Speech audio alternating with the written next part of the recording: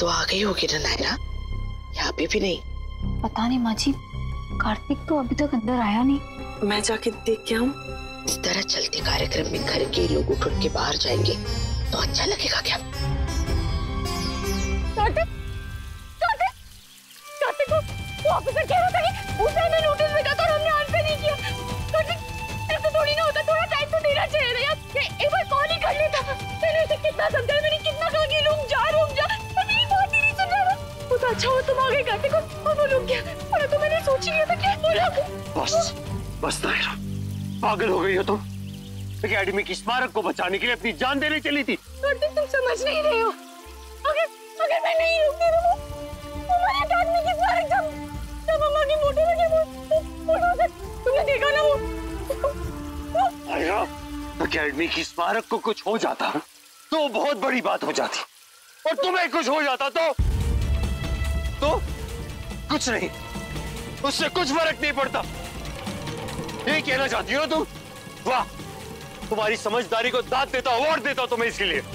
अगर तुम्हें कुछ हो जाता नायरा, अगर तुम दब के मर जाती, अपाहिज हो जाती, तो सब लोग कितने खुश होते, तुम्हारी माँ कितनी खुश होती, शांति मिलती उन्हें, और तुमसे जुड़े हुए बाकी लोग, उन्हें कितनी खुशी होती नायरा। और मुझे तो बहुत प्राउड फील होता तुम पे, तुम्हारी अक्ल पे, तुम्हारी बहादुरी पे। दिमाग है तुम्हारे पास या नहीं है?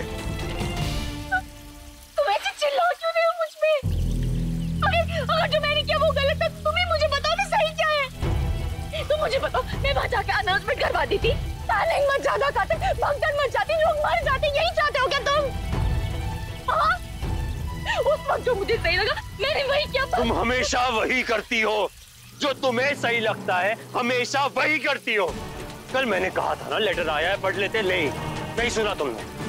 बात किया, तुमसे कहा कि साउंड सिस्टम वाले से बात कर लेता हूं मैं, लेकिन नहीं, तुम्हारे पापा और भाई बात कर लेंगे, तब भी नहीं सुना। और भी बहुत सारी चीजें जो मुझे कहनी थी, लेकिन तुम सुनती नहीं हो, सुनना समझना छोड़ दिया तुमने। आज भी बुलडोजर के सामने आकर खड़ी हो गई क्योंकि तुम्हें सही लगता है। हमेशा वही करती हो जो तुम्हें सही लगता है नायरा। पर एक बात सुन लो, जरूरी नहीं है कि तुम्हारा सही हमेशा सही ही हो। जरूरी नहीं है नायरा कि जो तुम कहो वही हो।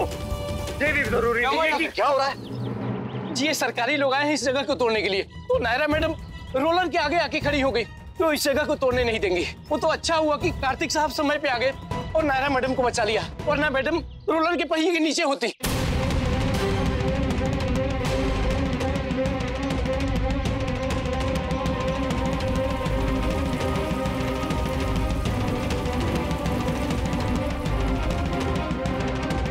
नायरा, बेटा तुम ठीक तो हो ना?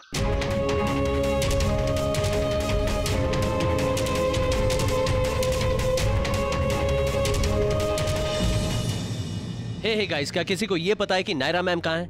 नहीं यार। अब क्या अगला परफॉर्मेंस उनके बिना ही करना पड़ेगा? अरे लेकिन परफॉर्मेंस में भी टाइम है, अभी अभिनंदन होना बाकी है कुछ लोगों का। तुम वहाँ जाकर देखो, ठीक है? इस एकेडमी में कोई भी इलीगल कंस्ट्रक्शन नहीं हुआ है, सब कुछ नियम और कानून से हुआ है, और ये हम साबित कर सकते हैं। और अगर साबित नहीं कर पाए तो फिर जो मन करे आप कीजिए।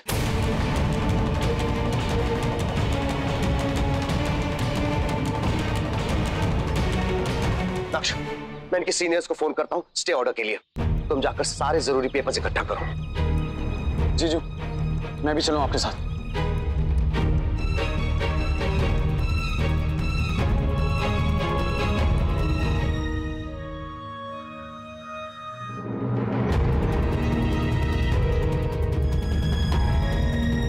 ये लीजिए आपके सीनियर का मैसेज और पुलिस कमिश्नर का भी। उन्होंने हमें 1 घंटे की परमिशन दी है सारे पेपर्स इकट्ठा करने के लिए।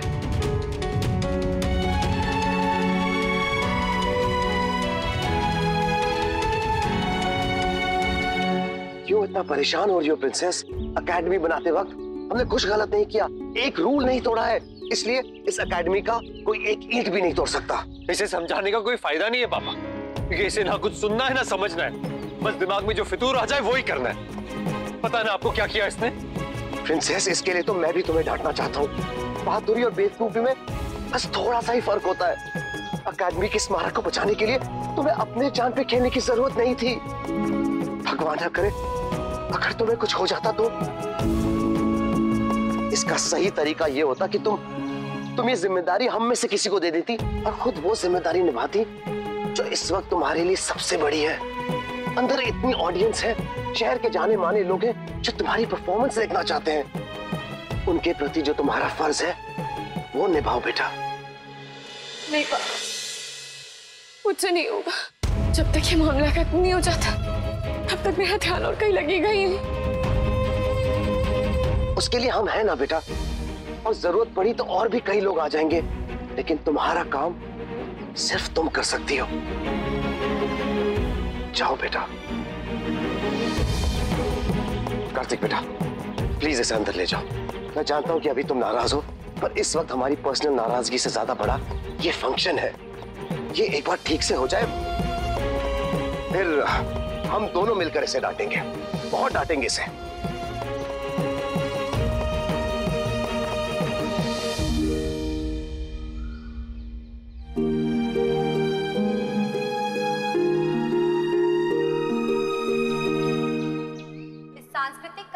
कब से फोन लगाने की कोशिश कर रहा हूँ शुभम को, लेकिन नेटवर्क ही नहीं है। पापा मेरी बात हो गई नक्श से, वो लोग बाहर हैं।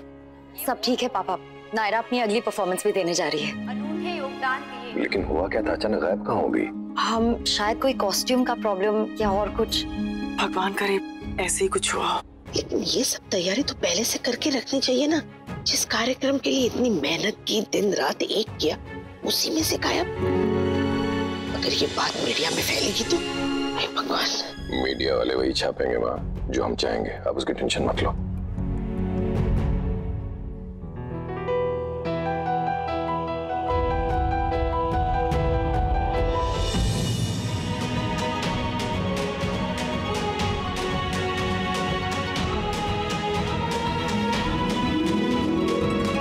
ऑफिसर,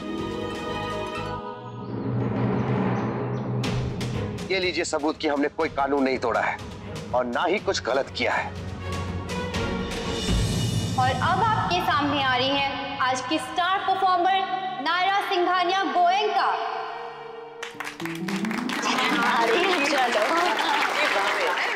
जिन्होंने इस एकेडमी की स्थापना करके ना सिर्फ अपनी मां का बल्कि इस एकेडमी से सीखने वाले कई लोगों के सपनों को साकार किया है।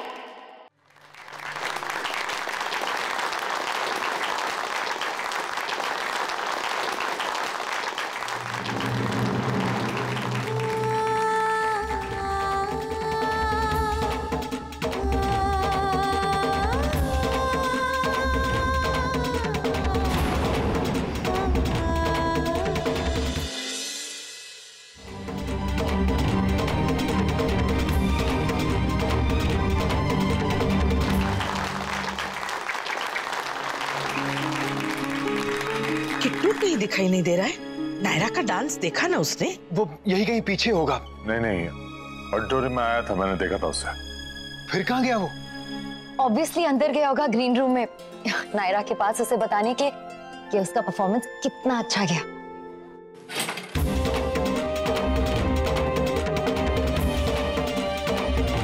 वैसे कीर्ति, तुमने और नायरा ने बहुत अच्छा परफॉर्म किया। सच में देखा नहीं सबने कितनी तालियां बजाई, सबको बहुत अच्छा लगा। सच। अरे अंदर तो डांस देख के तालियां बजी है ना। अगर आप बाहर नायरा भाभी की बहादुरी देख लेते तो पागल हो जाते।